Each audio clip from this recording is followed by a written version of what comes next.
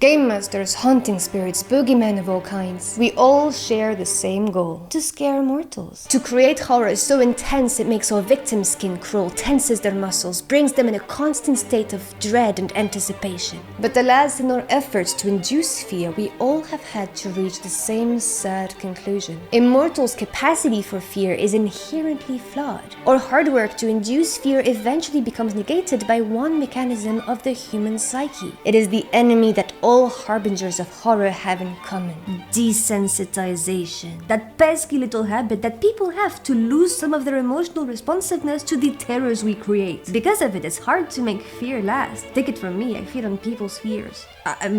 I like horror games very much. But Halloween is upon us. It's still September. Halloween is upon us, and it's time to fight back. Time to learn to understand desensitization and how to neutralize it. Time for a strategy that will make the fear response truly inescapable.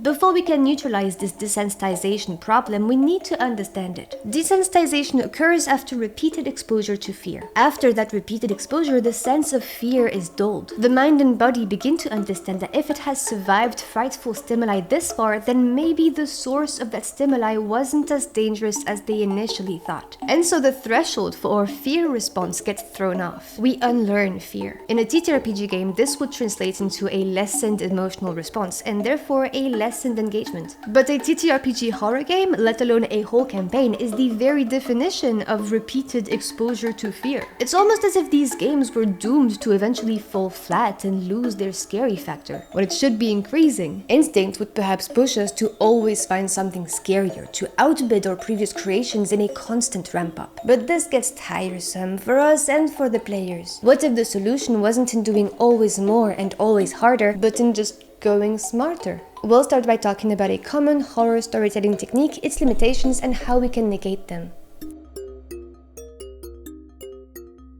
One observation has been made across many forms of scary media. The moment the monster is revealed, it stops being so scary. Clearly, whoever says that hasn't seen me in my true form yet. But the core idea remains. What we most fear is the unknown. Fear hinges on uncertainty, on knowing enough to understand that something's out there, but not enough to know exactly what. And when we don't know something, we're naturally wired to assume the worst and conjure up in our mind something that's probably far worse than reality. Creating dread and anticipation in horror means exploiting that tendency of the human brain. So instead of showing the monster itself, we show signs of the monster. We create cues that the players will learn to associate with the threat's presence. I personally like to think of a monster as an aesthetic first and as a creature second, and so I start by creating the signs that herald its presence. The sailors in your crew have seen their fair share of horrors, but even with their experience, they know not to underestimate the phase sirens. Strange shifts in gravity herald their presence. When they are nearby, the sails billow backwards. Look at the sweat on your skin or the droplets of water on the planks. They trickle up, not down. Soon an ensemble of voices will echo in the same dissonant lullaby. The source of the song is hard to pinpoint, and if you focus on singling out one voice, its point of origin keeps shifting from one part of the bay to another. An iconic use of these cues in horror is the soundtrack of Jaws. You've encountered the shark a couple of times by now, and every time you heard that same sound, you've associated the two, and now when you hear it, you begin to dread the shark's arrival. It's really just eliciting fear through a Pavlovian response. You know, the whole experiment of ringing a bell every time you give food to a dog, to see if next time you ring the bell, the dog will start salivating even if there's no food. The takeaway from this experiment isn't that players are dogs. What is wrong with you? It's about pairing a stimulus with a behavior until the two are associated. However, in storytelling and especially in horror, the Pavlovian response has its limitations. If Pavlov's puppy keeps hearing the bell but never gets any food, it's gonna stop associating the bell with food. If your players keep seeing water trickling up and somehow escape every time, they'll associate the water trickling up with empty threats. The threat has become predictable. The pattern has overstayed its welcome. So we break the pattern. The water has begun trickling up again, and the singing voices seem closer than ever. The sailors prepare to shift course and get themselves out of here, until the song abruptly falls silent. The water is no longer trickling up. Instead, all at once, the droplets go perfectly still, suspended in the air. as if time had stopped. If you want to hear more about the fear of the unknown and signs of the monster, I have a video going more in depth about it, but overall, evolving and disrupting the signs of the monster is a great way to preserve the dread of unpredictability. Val, that crew of sailors is back on the waters. Oh, do you think we need to torment them some more? They've obviously not learned their lesson. Well then, I guess that means they need a taste of the Voidsea. Tell me what you see, Winifred. Ocean and dark skies as far as the eye can see. It's too quiet.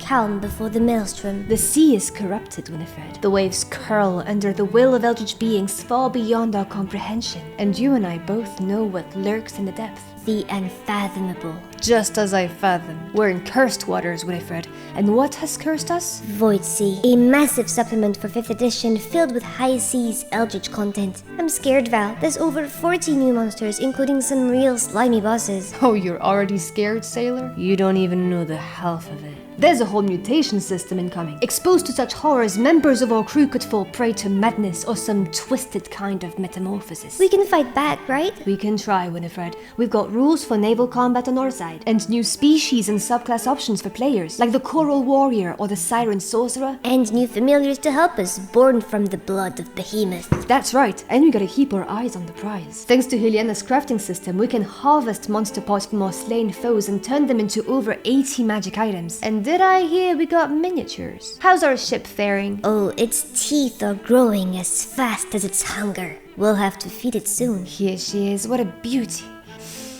Permission to break character for a moment, Winifred? Granted. Have you seen that ship?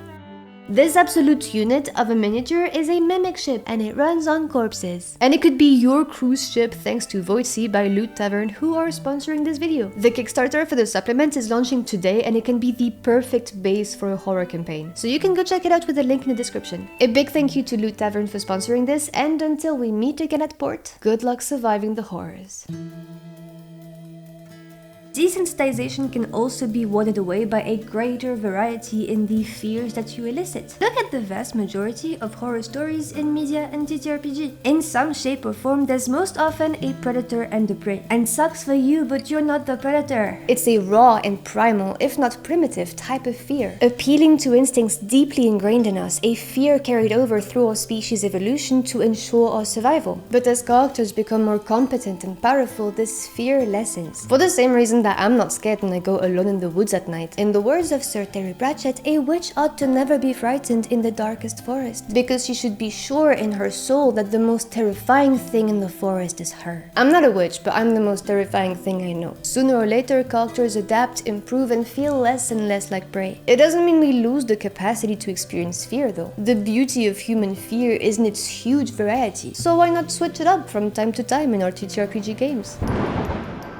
The best example I've seen of this is in the movie 1408, adapted from a Stephen King short story. While there are lots of amazing horror movies out there, I think this one is an especially good case study in the context of TTRPG. Here's the summary. Mike Eslin is a skeptic who built a whole career out of disproving so-called supernatural events in haunted places that turned out to be fake. Convinced that it's a scam, and despite the warnings, he books room 1408 of the Dolphin Hotel, where over the years dozens of people died within an hour of entering the room. Just like clockwork, soon after his arrival, the bedside table's alarm clock flickers, starting a timer for 1 hour. Where it's relevant to our purposes is that to put Mike through hell over the course of that hour, the room cycles through a broad variety of fears. Of course, that primal fear we mentioned earlier, but also the fear of freezing to death, of not being believed, of drowning, of his fate being sealed, or of losing someone dear to him. By the way, the movie also got a great use of breaking the pattern. After he survived a whole hour and the audience thinks he might be finally free, the timer resets.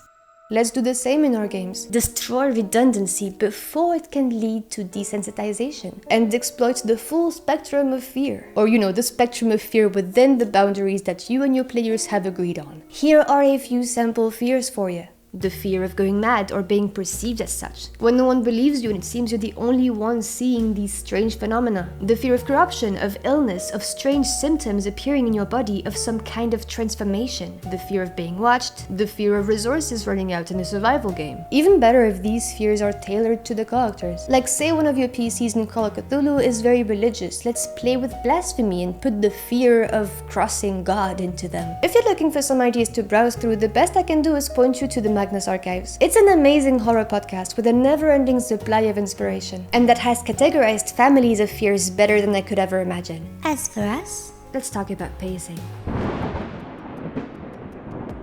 When I was running Crusoe Strat and talking about something fun that happened in the game, someone told me this. Why you play is making jokes? It's a horror game, they should be scared, not making jokes. And I don't really agree with that. Running horror means understanding one core things about the mechanics of fear. Winifred, hit us with the definition.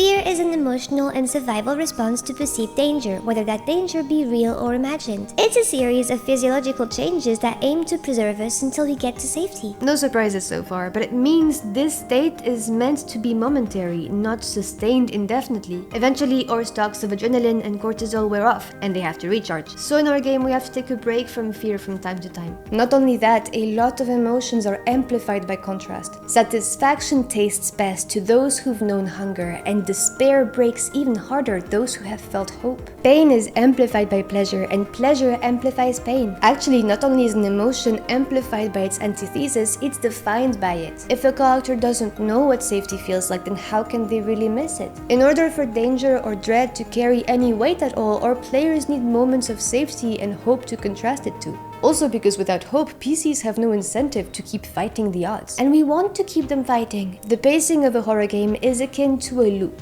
What you're effectively doing is a balance of gripping and releasing, constantly alternating times of fear and danger with times of relief, safety, and hope. In doing so, you turn fear into a possibly never-ending cycle. Aren't you an absolute menace? On behalf of all the creatures that lurk in the shadows, it's an honor to have you in our ranks. On this note, have a good evening, and may you command screams from the frightened as a conductor commands song from the choir.